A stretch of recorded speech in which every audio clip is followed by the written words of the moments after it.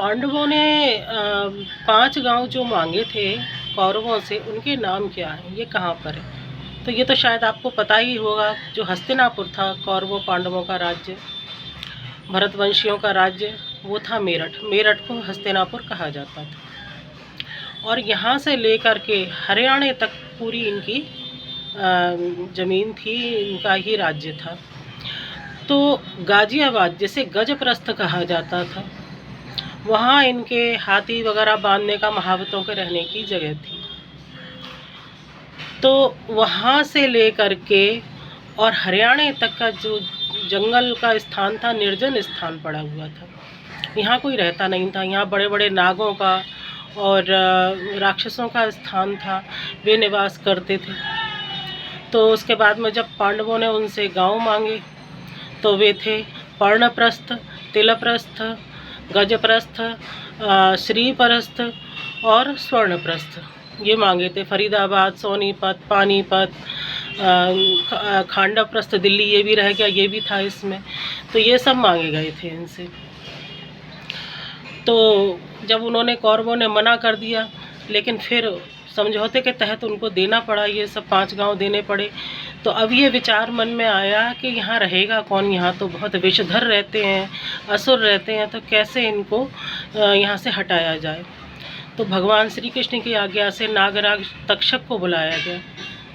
नागराज तक्षक को बुला के उनसे प्रार्थना की गई कि यहाँ से विषधर नागों को हटाया जाए, जिससे कि हम यहाँ पर इस स्थान को साफ कर सकें, असुरों से मुक्ति दिला सकें और उसके बाद में हम अपना यहाँ पर भवन निर्माण कर सकें। नागराज तक्षक की आज्ञा से सभी नाग यहाँ से चले गए। केवल एक नागिन रह गई, जो नाग अश्वसेन की माता थी। और वो फिर जब पांडवों ने यहाँ पर अग्नि लगाकर वन को साफ किया तो उसमें वो जल गई। और उसके जो गर्भ से पुत्र उत्पन्न हुआ अश्वसेन, उसने कर्ण के बाण पर बैठकर अर्जुन के ऊपर प्रहार करके महाभारत के युद्ध में बदला लिया। श्री कृष्ण की कृपा से अर्जुन बच गए। भगवान ने अपने अंगूठे से अर्जुन के रथ को नीचा कर दिया, जिससे अश्वसेन ने अर्जुन के मुकुट पर प्रहार किया, लेकिन उनके माथे पर प्रहार नहीं कर पाया। इस तरीके से अर्जुन बच गए थे। और उसके बाद में इन्होंने यहाँ पर असुरों से मुक्ति पाने के लिए भगवान श्री कृष्ण की आज्ञा से काल भैरव को लेकर काशी से आए। काशी से काल भैरव को लेकर के आए और जिस स्थान पर दिल्ली में मथुरा रोड पे काल भैरव मंदिर है, वहाँ काल भैरव रुके। युधिष्ठिर ने वहाँ राजसूय यज्ञ किया, काल भैरव ने रक्षा की, यज्ञ की। और उस स्थान पर बाद में काल भैरव का मंदिर बना। और जिनको दूधिया भैरव कहा जाता है, वे दूधिया भैरव भीमसेन हैं, भीम की मूर्ति है।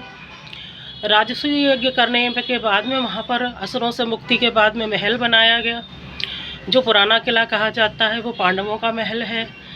उसमें माता कुंती का मंदिर बनवाया गया, जो आक्रमणकारियों ने तहखाने में डलवा दी उनकी मूर्ति। इसके अलावा जो वहाँ पर चिड़ियाघर, जू बोलते हैं जिसे, वो द्रौपदी आदि रानियों के लिए उद्यान बनवाया था। तो ये सब पांडवों के स्थान थे। और जो तोमर वंशीय अंतिम राजा थे, अनंगपाल तोमर, ये पांडव वंशीय अंतिम राजा थे। और इसमें कर्ण के पुत्र को, वृषकेतु को, दिल्ली का राज्य दिया था पांडवों ने। खांडवप्रस्थ जो बसाया था, उसको बाद में इंद्रप्रस्थ नाम दिया था। तो उसका राजा बनाया था वृषकेतु ने, और वृषकेतु को। और परीक्षित के पुत्र जन्मेजय को बनाया था हस्तिनापुर का राजा। इस तरीके से ये 5 गांव थे, स्वर्णप्रस्थ, पर्णप्रस्थ, ये सोनीपत, पानीपत, और ये श्रीपत, और ये खांडवप्रस्थ दिल्ली है ही, गजप्रस्थ, इस तरह से मिला करके 5 गांव बनाए गए थे। और 5 गांव के द्वारा ही ये इंद्रप्रस्थ बसाया गया था।